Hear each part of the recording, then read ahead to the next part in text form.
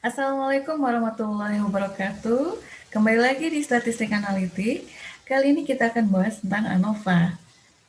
ANOVA ini adalah salah satu uji beda signifikan selain uji T. Kalau uji T itu adalah membandingkan dua kelompok atau dua variabel, maka untuk ANOVA ini diperuntukkan untuk membandingkan rata-rata lebih dari dua kelompok data.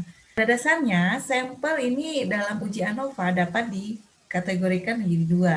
Yang pertama, jika seluruh sampel baik yang berada pada kelompok yang pertama sampai dengan yang ada di kelompok yang lain itu berasal dari populasi yang sama, maka kondisi ini di hipotesisnya itu berbunyi tidak ada efek dari perlakuan atau treatment.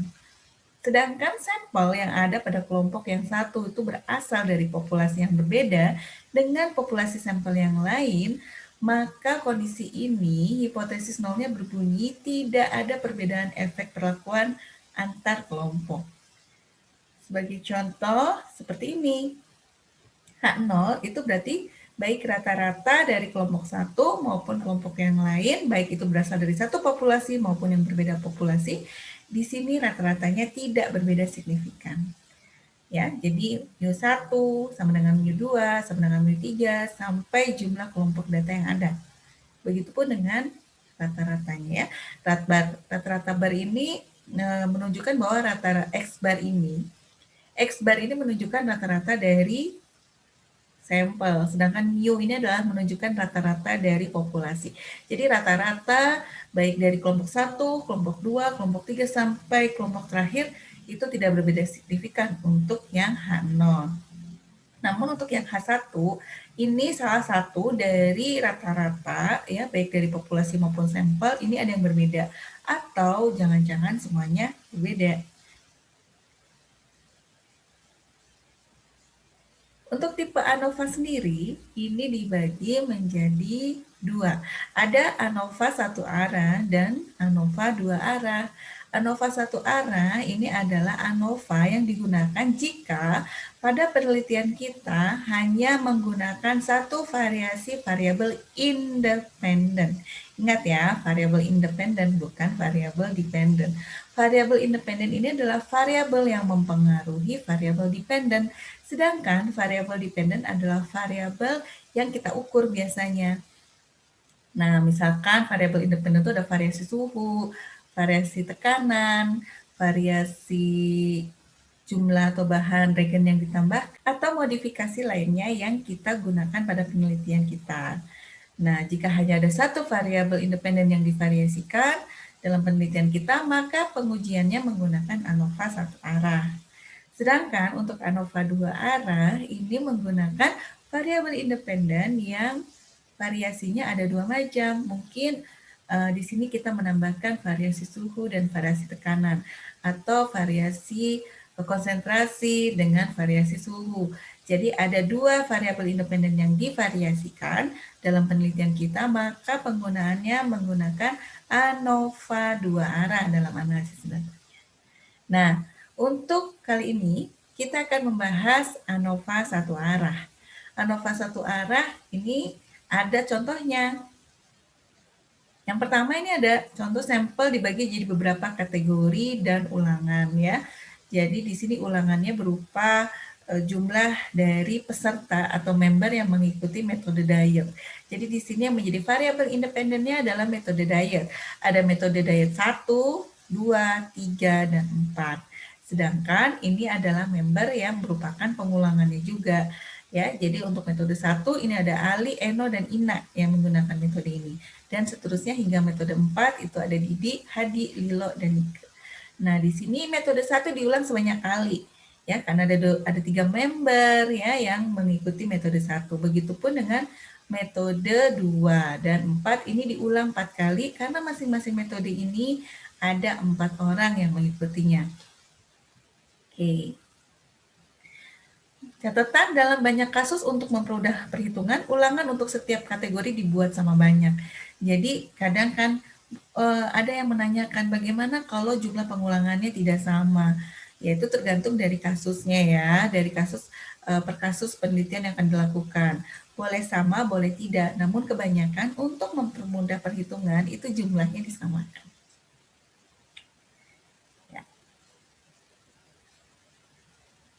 Untuk ANOVA dua arah tanpa interaksi, ini disebut juga kalau di Excel-nya nanti ANOVA dua arah tanpa pengulangan atau without replication. Nah, di sini karena sudah dua arah, berarti ada dua variabel independen dong yang digunakan dalam penelitian ini. Ya, betul. Pertama, di sini adalah metode diet dan kategori umur. Tentu saja ini menjadi analisis ANOVA dua arah karena ada dua variabel independen yang divariasikan. Karena tanpa pengulangan sehingga dari masing-masing kategori umur ini hanya satu, tidak ada pengulangan. Ini disebut ANOVA dua arah tanpa interaksi. Dan yang ketiga, ini ada ANOVA dua arah dengan interaksi atau dengan pengulangan.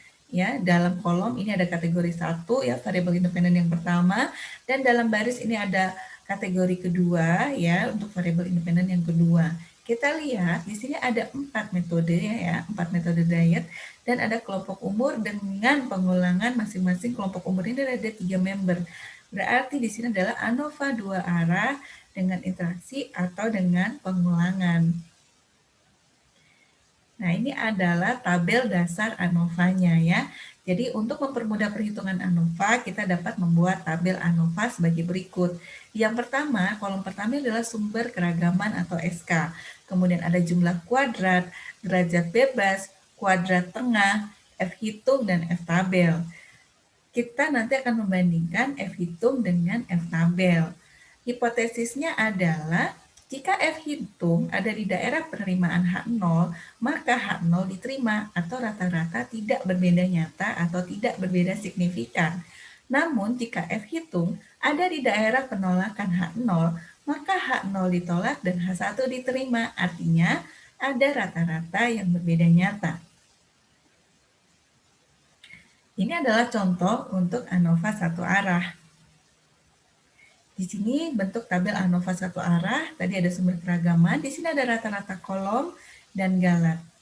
Kemudian untuk jumlah kuadrat, ini ada JKK ya, jumlah kuadrat kolom, dan JKG, yaitu jumlah kuadrat galat, sedangkan JKT adalah jumlah kuadrat total.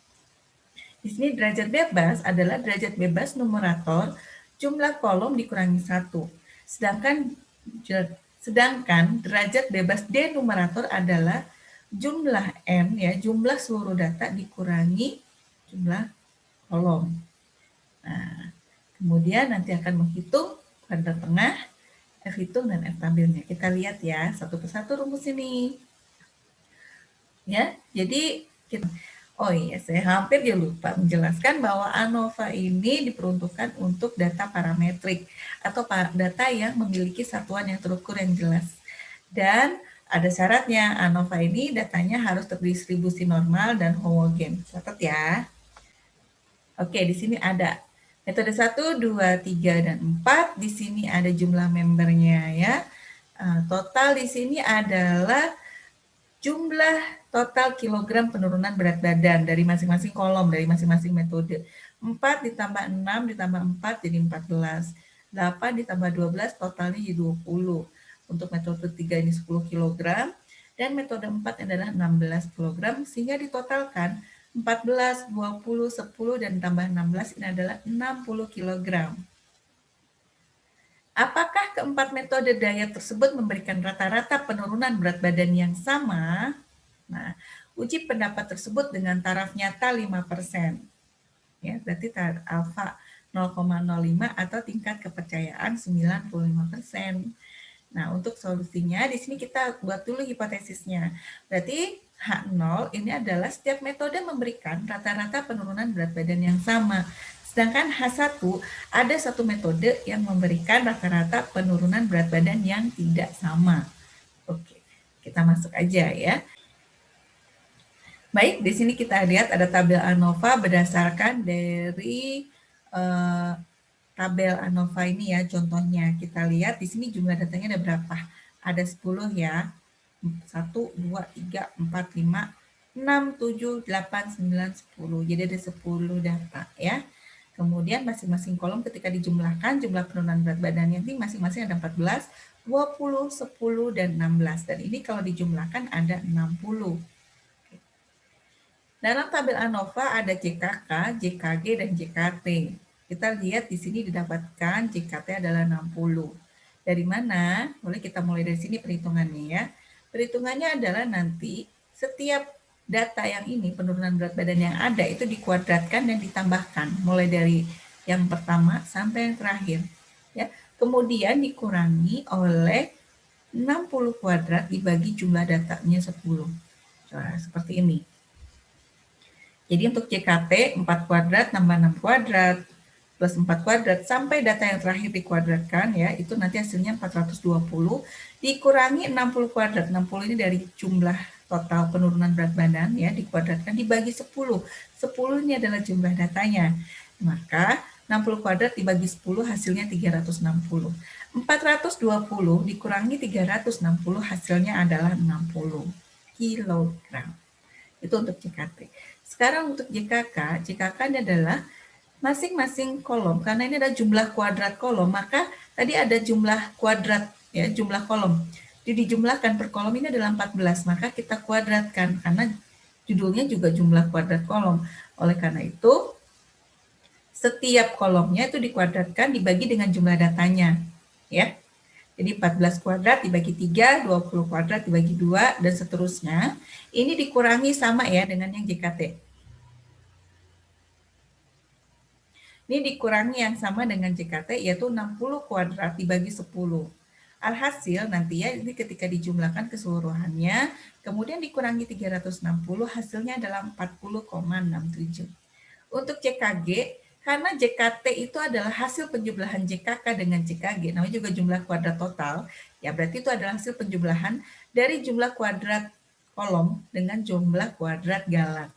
Maka jika sudah diketahui JKT dan JKK, maka untuk JKG adalah JKT dikurangi dengan JKK.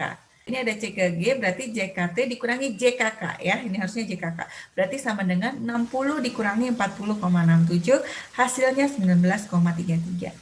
Nah, hasil dari masing-masing ini nanti ditaruh di tabel ya guys. Jangan lupa untuk JKK 40,67, untuk JKG 19,33, dan untuk JKT-nya adalah 60. Sekarang kita bahas derajat bebas. Derajat bebas untuk JKK adalah kolom dikurangi 1. Kita lihat di sini kolomnya ada berapa? Ada 4 ya. Ada metode 1, 2, 3, 4. Berarti 4 dikurangi 1, hasilnya adalah 3. Sedangkan untuk DB denumerator itu adalah N dikurangi jumlah kolom. N-nya tadi 10 dikurangi K jumlah kolom sama dengan 6.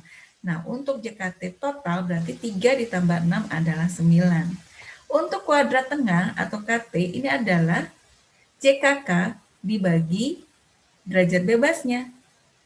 Oke, jadi untuk kolom ini, kolom kuadrat tengah kolom, ya, ini adalah kuadrat tengah kolom karena untuk kolom ya, rata-rata kolom. Kuadrat tengah kolom berarti JKK dibagi dengan DB. 40,67 dibagi 3, hasilnya adalah 13,55.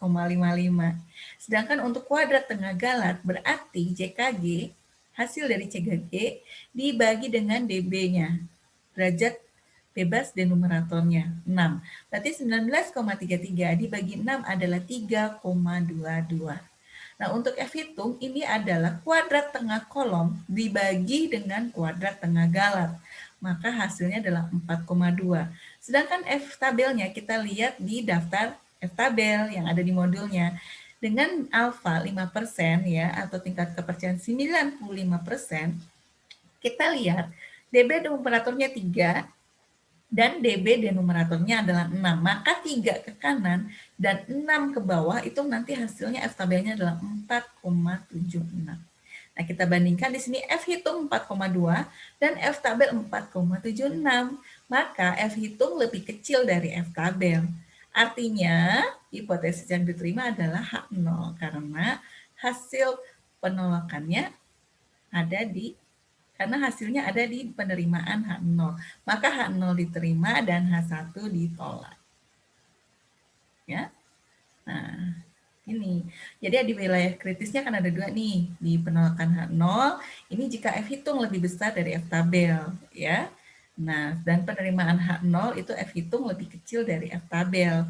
Di sini F hitung adalah 4,4 4,21 dan F-tabelnya 4,76.